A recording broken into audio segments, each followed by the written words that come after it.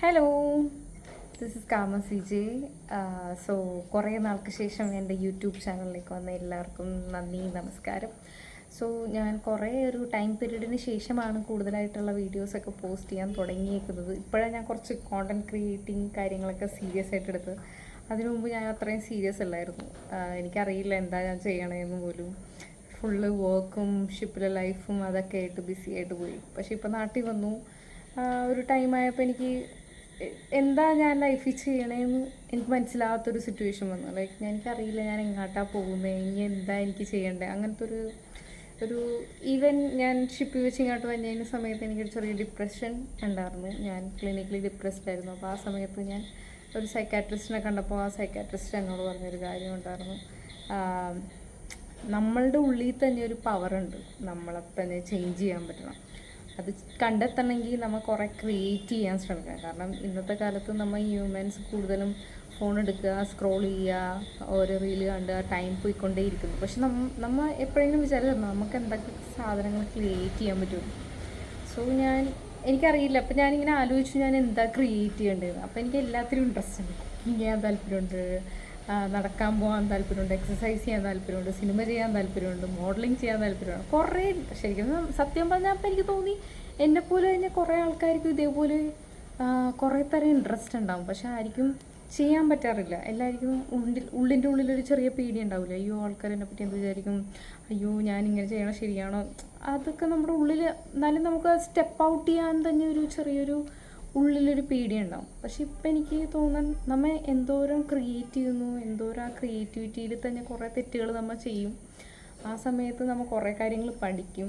പക്ഷേ deep down നമുക്കൊരു ചെറിയ കോൺഫിഡൻസ് കിട്ടും. കാരണം നമ്മൾ എന്തോരം ക്രിയേറ്റ് ചെയ്ത് നമ്മൾ അതിൻ്റെ ആ ഒരു പ്രോഗ്രസ്സിലൂടെ പോയിക്കൊണ്ടിരിക്കുമ്പോഴാണ് നമ്മുടെ കോൺഫിഡൻസ് ഗെയിൻ ചെയ്യാൻ പറ്റും.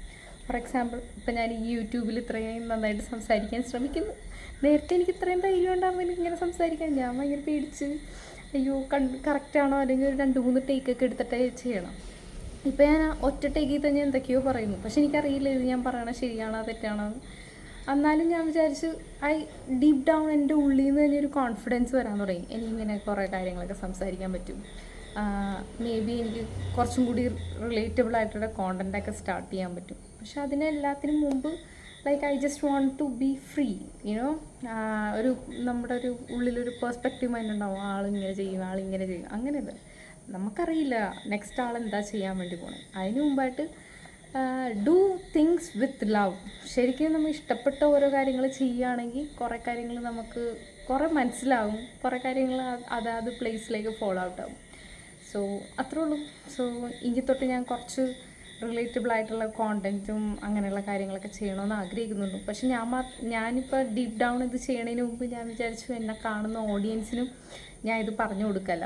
മീൻസ് നിങ്ങൾക്കും ഇതുപോലെ ക്രിയേറ്റ് ചെയ്യാൻ പറ്റും. It's not like that YouTube അല്ലെങ്കിൽ ഇൻസ്റ്റാഗ്രാം റീൽസ് അങ്ങനെയല്ല.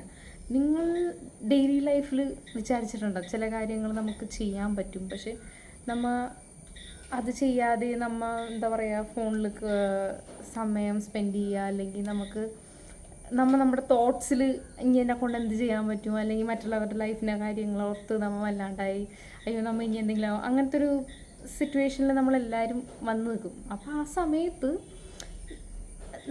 നമ്മളെ തന്നെ നമുക്ക് ഫ്ലിപ്പ് ചെയ്യണമെങ്കിൽ നമ്മൾ എന്തെങ്കിലും ട്രൈ ഔട്ട് ചെയ്യണം.